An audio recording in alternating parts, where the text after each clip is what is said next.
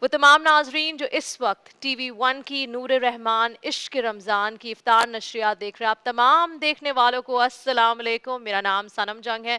تیسرا روزہ بہت بہت مبارک ہو۔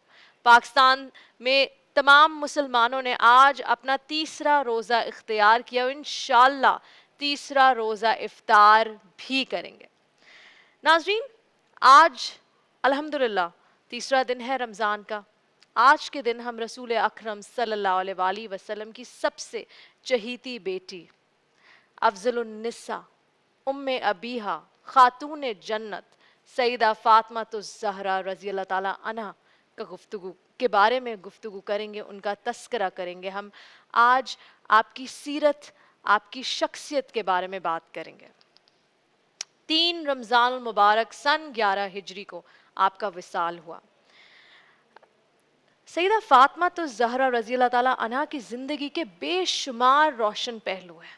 اگر ہم آپ کو ایک بیٹی کی حیثیت سے دیکھیں، یا پھر ایک بیوی کی حیثیت سے، یا پھر ایک ماں کی حیثیت سے، ہر لحاظ سے آپ ہمیں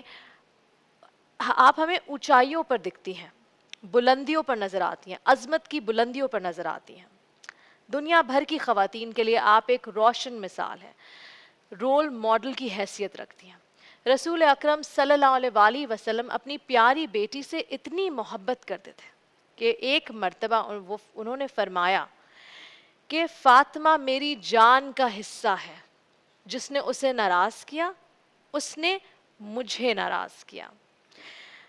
رسول اکرم صلی اللہ علیہ وآلہ وسلم جب بھی سفر پہ جاتے تو سب سے آخر میں اپنے گھر میں جن سے گفتگو فرماتے وہ سیدہ فاطمہ الزہرا رضی اللہ تعالیٰ عنہ ہوتی، اور جب سفر سے واپس لوٹتے تو سب سے پہلے جن سے ملتے، جن کی طرف جاتے، وہ بھی آپ ہی ہوتی۔ تو آپ اس سے اندازہ لگا سکتے ہیں کہ حضور پاک صلی اللہ علیہ وآلہ وسلم اپنی پیاری بیٹی سے بے حد محبت کیا کرتے ہیں۔